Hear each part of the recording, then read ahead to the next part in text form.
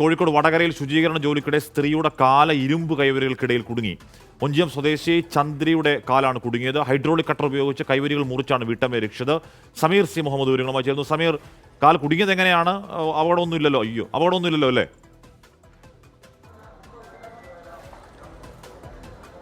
ഹാഷ്മി, ഇന്ന് രാവിലെ 9 മണിയോട് കൂടിയാണ് ഈ സംഭവം ഉണ്ടായത്. വടകരയിലെ പുത്തൻകണ്ടിയിൽ ബിൽഡിംഗിലെ ക്ലീനിംഗ് സ്റ്റാഫാണ് ഈ ചന്ദ്രി. ഒഞ്ചിയം സ്വദേശിയായിട്ടുള്ള 72-കാരി.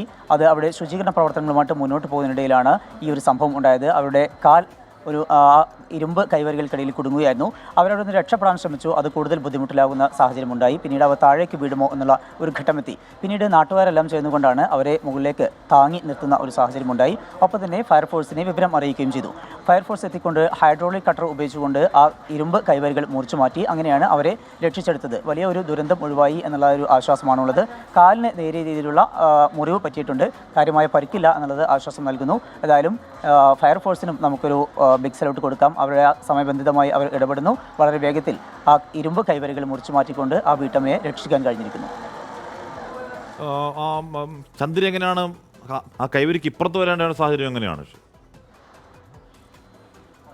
സമീർ? അവർ അവിടെ ശുചീകരണ പ്രവർത്തനങ്ങളുമായിട്ട് ഹാഷ്മി അവരുടെ ശുചീകരണ പ്രവർത്തനത്തിലായിരുന്നു. ആ ഭാഗത്തെ അടിച്ചു വാരുകയും അതുപോലെ തന്നെ അവിടെയുള്ള ചപ്പുചവറുകളൊക്കെ തന്നെ മാറ്റുകയും ചെയ്തുകൊണ്ടിരിക്കുകയായിരുന്നു. ഇതിനിടയിലാണ് കാൽ കുടുങ്ങിയത്. ആ കാൽ കുടുങ്ങിയതിൽ നിന്ന് രക്ഷപ്പെടാൻ വേണ്ടി അവർ ശ്രമിച്ചു. അതോടുകൂടിയാണ് അവർ അതിൻ്റെ മറുവശത്തേക്ക് എത്തുന്ന ഒരു ഘട്ടമുണ്ടായത്.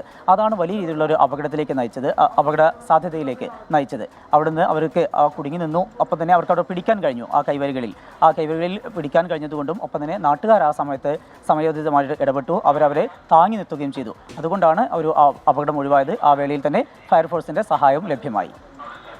എന്തായാലും പാവം ചന്ദ്രൻ അനുഭവിച്ചത് അസാമാന്യ വേദനയായിരിക്കും കാല് കുടുങ്ങിയ ആ സമയത്ത്. പക്ഷേ സംയോജിതമായി ഇടപെടുന്നു. ഫയർഫോഴ്സ് അടക്കമെത്തി അവർക്ക് വളരെ സുരക്ഷിതമായി പ്രശ്നങ്ങളൊന്നുമില്ലാതെ രക്ഷപ്പെടുത്തുന്നു. ഫയർഫോഴ്സ് എല്ലായ്പ്പോഴും എന്ന പോലെ ഇപ്പോഴും ഒരു സല്യൂട്ട് അർഹിക്കുന്നുണ്ട്.